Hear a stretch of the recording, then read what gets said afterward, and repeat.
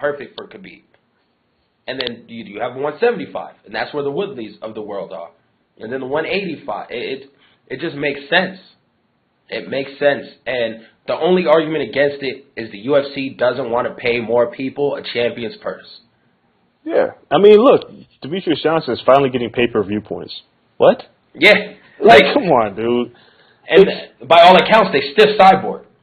Yeah. I mean, we're looking at a sport where people are complaining about so many different things, but the reality is that the UFC's biggest problem is themselves. It's not the fans. It's not anybody else. It's the fact that they don't pay their fighters. They're forcing fighters to make dumb decisions because they're looking for money. Like, even today, Kevin Lee's fighting for an interim title so he can make more money. But he should already be making money. Boxers don't have this situation. I'm not saying that every fighter should be paid millions, but they should be getting paid more where they don't feel like they have to defend the title the way that they do. So it's just kind of out of hand, and they need to figure this shit out. Yeah, it's ridiculous. It's not going to change now, but it'll be interesting to see next time us media members get to talk to Dana, because it's something we should really bring up, and not just one question, let his ass blow it off either. It's time to have a real sit down and be like, yo, it has to change. Let's go through UFC 216 while we're on it and give our predictions. I feel like the main card, I don't even want to pick some of the stuff on the main card. Let's go with the best 5 fights. I feel like that's fair. Bobby Green versus Lando Venata is one of my top 5 fights. Yeah, and it's like I just did a betting show. Venata's a huge favorite here. It's like a plus 200, and I find that kind of strange. I know Bobby Green's lost 3 in a row. But Lando, he almost knocked out Tony Ferguson. Shit happens. I mean, it's kind of like, Chris Algieri getting a shot against Manny Pacquiao. I mean, guys just kind of pop out on the scene, and but he's lost his last fight. He lost to Tony Ferguson, and he had a highlight reel fight, a highlight knockout against, I can't remember who. McDessie. John McDessie. There you go. Should that make him a plus 200 favorite against Bobby Green, who's lost to some of the best lightweights in the world? No, I don't think so. So I'm picking Bobby Green here. Wow. Now I'm taking Venata highlight reel knockout. I just don't see it. He doesn't have it. He has one. Everybody gets a highlight reel knockout. Remember, Todd Duffy had a highlight reel knockout and lost to Russo. But it's like, come on, dude. I just don't see why he's such a huge favorite. Because he does wild shit. Like you said, one was a loss, but that was a hell of a loss to Tony Ferguson. Just, style-wise, the kid can get people out of there. I'm not sure if Green can anymore. Yeah, we'll see. But I'm picking Bobby Green. That's my upset. Wow, that's not bad. We have Cody Stamann versus the French dude, Tom D. I don't know how to pronounce his last name. I don't take French. I want to say it's Duquesnoy, but just call him the Fire Kid, man. Thank you. That shit's horrible. I love watching him fight, though. Like, his UFC debut was insane, and that highlight package got me excited as hell before that fight. Duquesnoy, you can't pick against him, so yeah. I don't even know why we're predicting this. Because it's top 5 fight of the night. It is. It's not a top 5 fight. It's a top 5 exhibition, but I'd actually say that I guess so. You look it's at either that between Dariush and Dunham. Well, Darius and Dunham's actually an interesting fight, but then you have Walt Harris and Mark Godbeer, who one of those guys are going to sleep. Yeah, I'm picking a big ticket only because he's been on the show. Let's go, Walt. Friend of the podcast. Gotta go, Walt. So, Leighty versus Tavares. Good fight. Yeah, it's okay fight. Opening up the preliminary fight pass card. Did someone drop off? We lost the fight due to weight today. Yes, Will Brooks and Nick Lentz fell off today. Nick Lentz didn't make weight.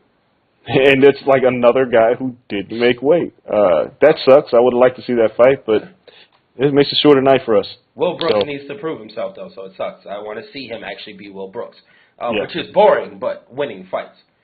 Yeah. And then we have Dariush versus Dunham. I'll take Dariush, but like you said, close fight. I'm picking Dunham because I feel like Dunham's the kind of guy who wins points fights. He's long. He's pretty much adequate everywhere on the ground to stand up. Dariush is coming off a pretty devastating knockout, which means he probably won't take too many chances. Picking Dunham by decision. I mean, his 2 losses in the UFC, it's a Barboza and Chiesa. He's lost to 2 pretty damn good people, so that's why I'm picking him to win this fight.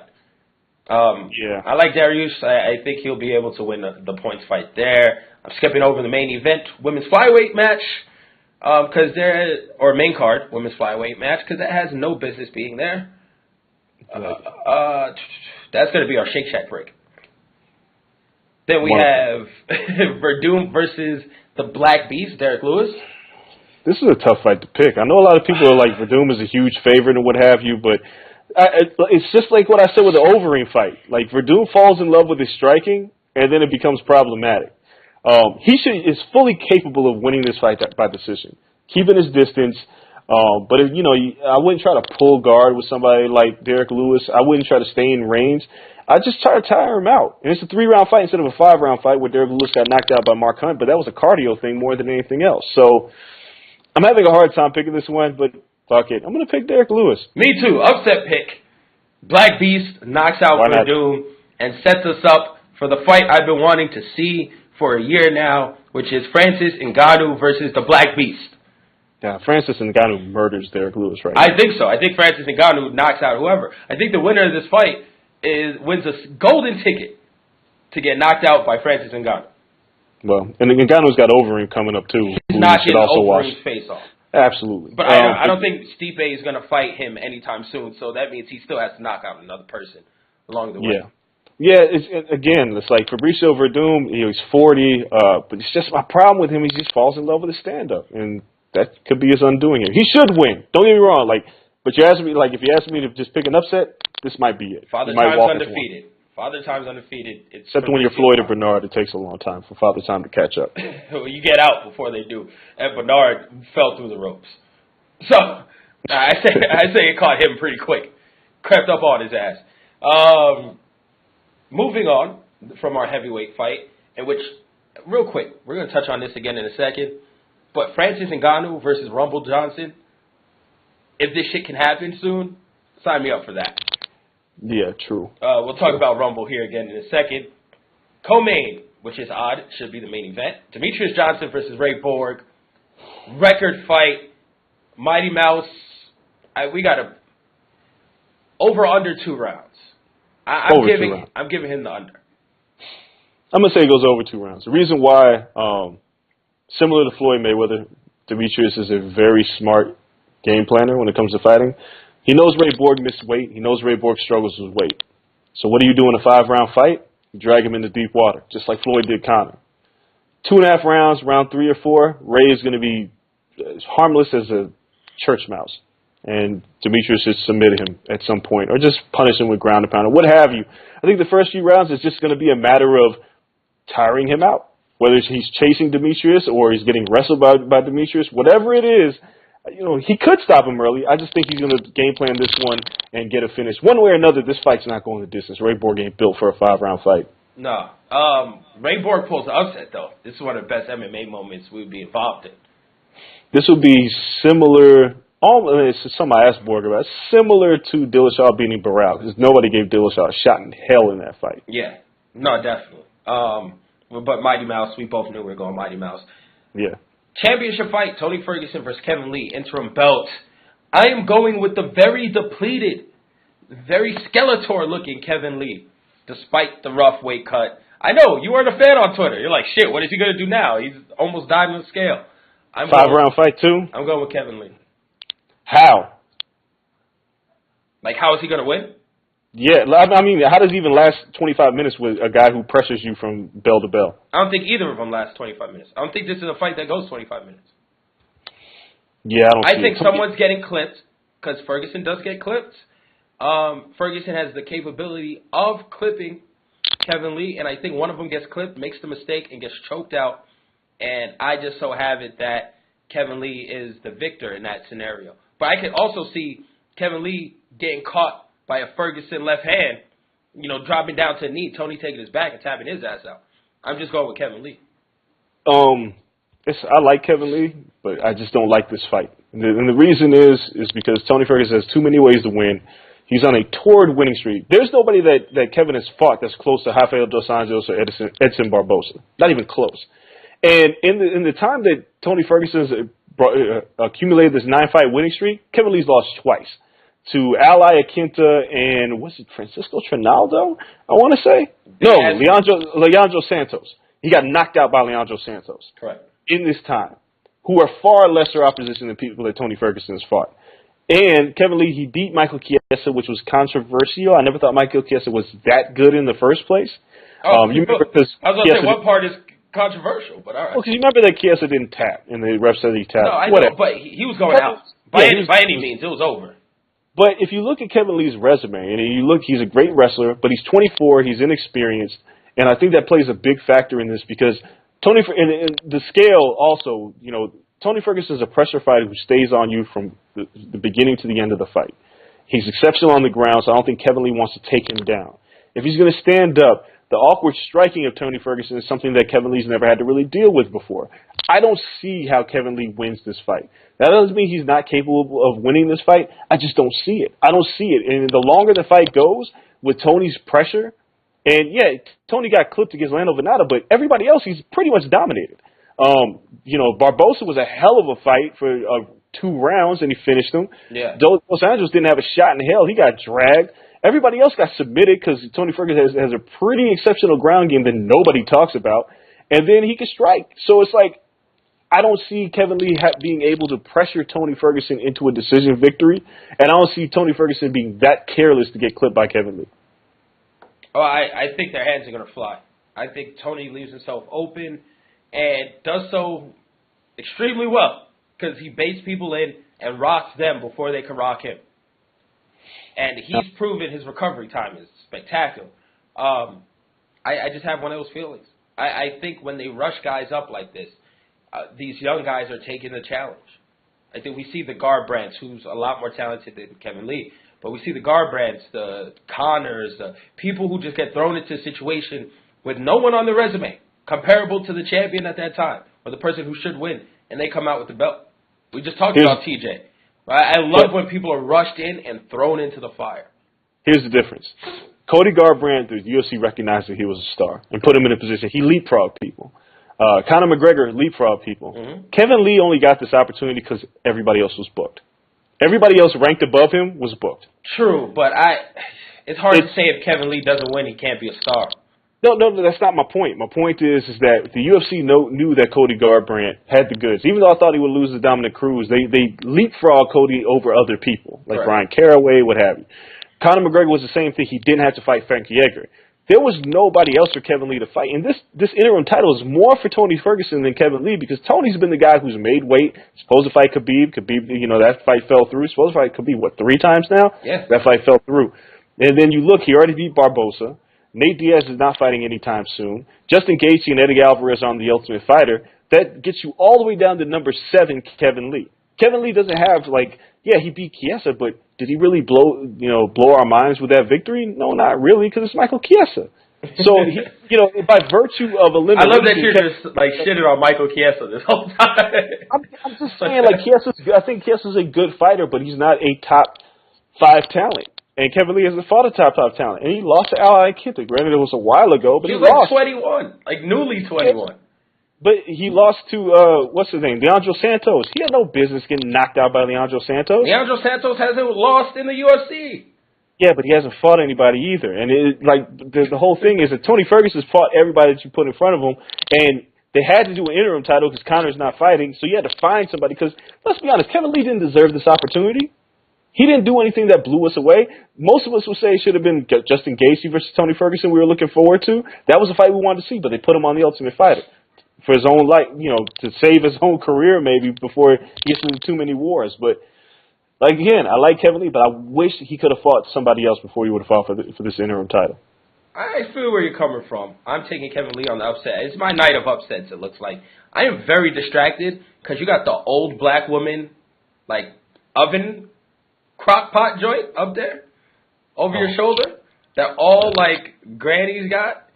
I'm telling you, you must be cooking some bomb food in there. That's not yours though. It's I don't know. It's my wife's. Somebody in my family. Yeah, well, your wife's getting down in that bad boy. It's up and to the left for everyone watching it. It is fire. I need to come over to have some good food. All right, so we got a couple minutes left. Let's dive into the wrestling. No break, straight through it. WWE, we have a pay-per-view. I feel like we say this every week. We have a pay-per-view this weekend. It is Hell in a Cell. We're going to preview that all the way through. But first, you happy about this Shield reunion?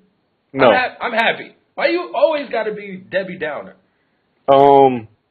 Because it should be for Survivor Series. Like, this TLC pay-per-view is just, like, in the way of everything. It's almost, like, useless. And, again, I think I said this last week, I need a Shield reunion to happen when these guys are all in peril and they need to reform. I don't feel like that right now. It's Unless 3 against 6, if we're counting real bodies. And one is Braun Strowman. Well, like, but the question is, who is the match going to be against? If there's a Shield reunion, who's the match going to be against? And then the question is... It's technically going to be against The Miz and The Bar. And then The Miz Taraj is going to interfere. So now you got 5. And then if you win, Strowman's probably going to come and wreck everyone if he doesn't have his own match. I don't feel like, because there's so many pay-per-views, we haven't built to the point where it has to happen. Right? Like, I feel like a Survivor Series match or the newly announced War Games that's happening in NXT, then I'd love to see a War Games with the Shield versus Braun and the Bar, right? The Miz is in there just for continuity purposes. They just kind of were like, well, you already started this feud. It feels like they're writing from week to week and then changing up. Like, I think they kind of heard people were like, yeah, the Miz Taraj is not really some guys that should be able to beat the Shield. Well, I thought Roman would want the belt. I thought they would just want to make all 3 of them champions. Yeah, but I just, again, it's like, it's happening. I just don't think it's the right. I would like to see it for Survivor Series. I like to see Roman get a few more beatdowns. I would like to see these guys actually need each other. I don't feel like they need each other. I feel like they're doing it to try to push Roman as a babyface, because when he's linked with the Shield, the fans are going to cheer. Yeah. So, and they feel like they have to do that for that reason. I get it. I just don't like it. I'm not mad at it. I've been saying, you know what? If you're going to give us Roman, at least we've been saying, turn him heel. Like, okay, you're not going to turn him heel. He's not turning heel. This is the next best thing. It is.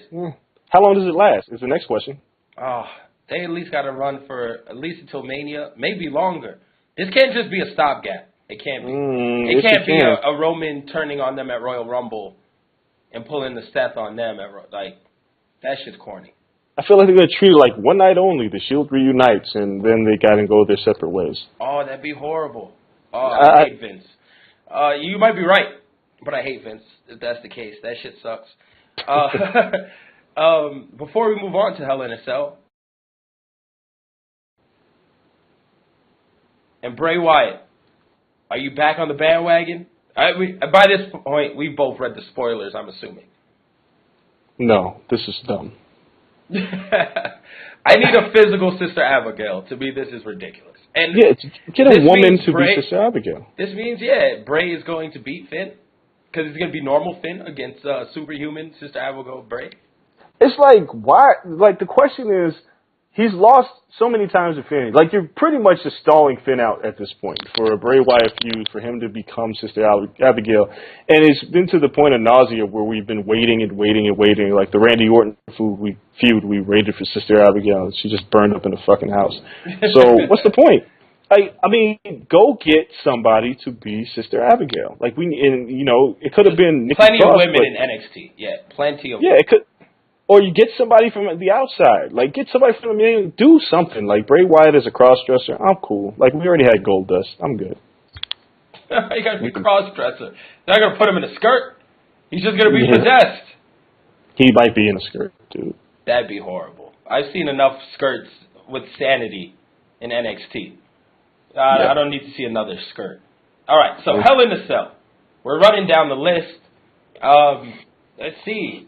Pre-show match. I know you love your pre-shows.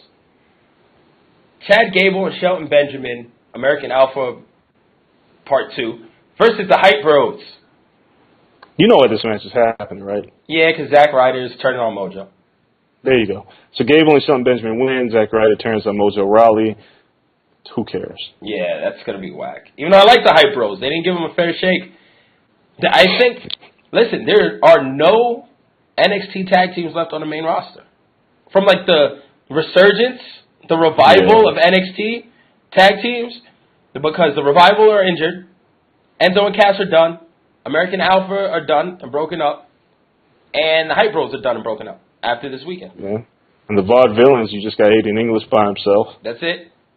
The last ones are the dudes who look like the Legion of Doom. The Ascension? The God, they're still Ascension. attacking. They're the last ones. Wow, you're right. They outlasted everyone. Vince has ruined. Look how great NXT tag teams were. Yeah. DIY. Done. Vince hates tag team wrestling. That's all I can attribute this to. That is so very true. That Dusty Rhodes Classic was so good for a second, and Vince shit all over it. Yep. Then we have, let's see, Natalya versus Charlotte. Oh, I skipped around a bit. Oh, we can start there. Charlotte should win. She should win. Not too sure if she will win, though. I'm picking Natalya. I think Charlotte, they somehow have to drag this out, especially since Asuka's on Raw. There's no new female talent. And I think Charlotte wins at that Starrcade pay-per-view. Or not even pay-per-view, house show.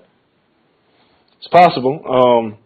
The only hesitation that I have with Charlotte not winning is because she tapped out to Natalya on SmackDown. And usually that's that reverse psychology. If you lose, you end up winning. But then it also will apply to this Baron Corbin-AJ Styles match. So I don't know if that's necessarily going to be true. I'm going to go say Natalya retains somehow. When is Carmella cashing this thing in, by the way? I feel like never. Oh, I forgot she still had the briefcase. Yeah. No, that's very true. I have no clue. That's how much I don't even notice her. But it is funny that she's carrying around BDSM style. Yeah. It's getting real PG-13 on the SmackDown. Next up, we have Rusev versus Randy Orton. I didn't even know this match was going on. I'm going to go ahead and pick Rusev because Randy Orton already got that quick pin at SummerSlam, and Rusev needs to boost as a heel. I feel like they're running thin on heels on SmackDown, and Randy Orton should be at the stage in his career where he can put a guy over like Rusev. So put him over. Yeah, sounds good. I'm taking Rusev too. I just don't care about Orton right now. Him and Jinder Mahal wrecked SmackDown, so it set it back like a smooth year. Yeah. AJ Styles had it up here. That shit went whoop right after them. Bobby Roode versus Dolph Ziggler. Which Ziggler entrance will we get?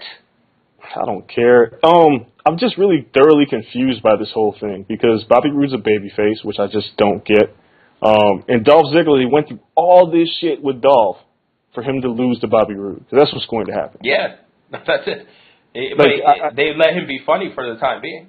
Yeah, I didn't understand the point of it all, but Bobby Roode's going to get the victory here. Just wake me up when he turned him heel. That's the only thing I care about with Bobby Roode. Styles versus Corbin. This is where I said that whole psychology thing, because Corbin lost clean to Dillinger, which means he should beat AJ Styles, which means that AJ Styles will be propelled to the main event picture. I don't think it's going to happen. I think AJ Styles needs to hold on to this belt a little bit longer, beat Corbin. I just have no idea who he feuds with next. And that's the only problem I have with AJ winning. Who's he face next? Rusev? I think that's a very, very good question. I'm going to say Styles Roode is what we get next.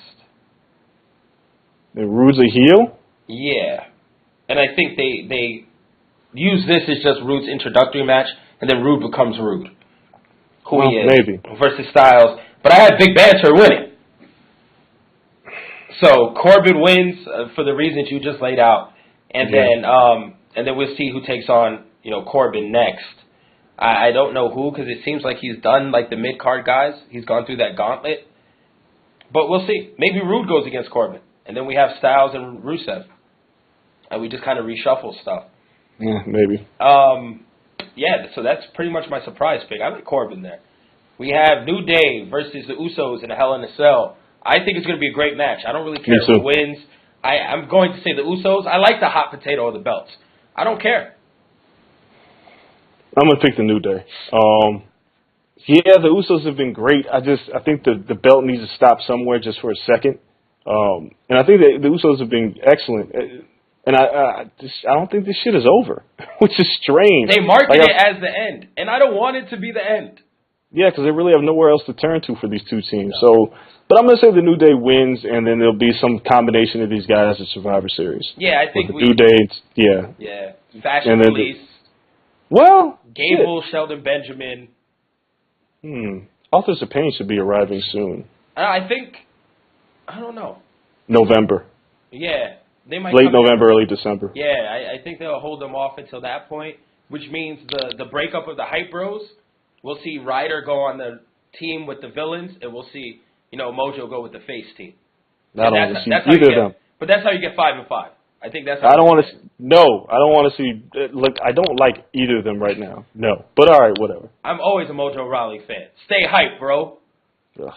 I'm gonna get a shirt. Wait until he gets his solo merch. That's my next shirt game right there. We moving forward. We got Jinder Mahal versus Shinsuke Nakamura. Somehow they made Nakamura boring. And Jinder's been on his racist tour. But the India tour is coming up in December, so does he drop the belt and chase? Or do they bury Shinsuke? Heels don't chase. So,